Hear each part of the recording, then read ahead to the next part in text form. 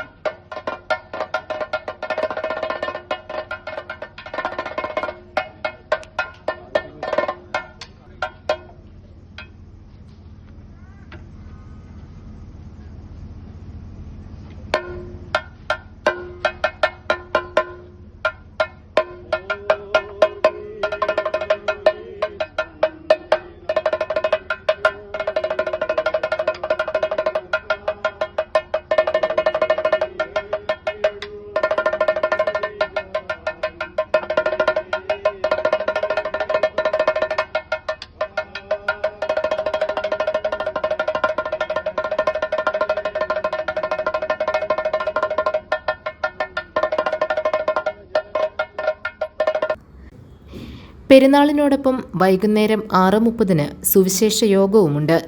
വെള്ളി, ശനി ദിവസങ്ങളിലാണ് പ്രധാന പെരുന്നാൾ ആഘോഷം. വെള്ളിയാഴ്ച സന്ധ്യാപ്രാർത്ഥനയ്ക്ക് ഏലിയാസ് മാർ യൂലിയൂസ് മെത്രാപ്പൊലീത്ത മുഖ്യ കാർമ്മികത്വം വഹിക്കും. തുടർന്ന് നേർച്ചസദ്യ, പ്രദക്ഷിണം എന്നിവയുണ്ടായിരിക്കും.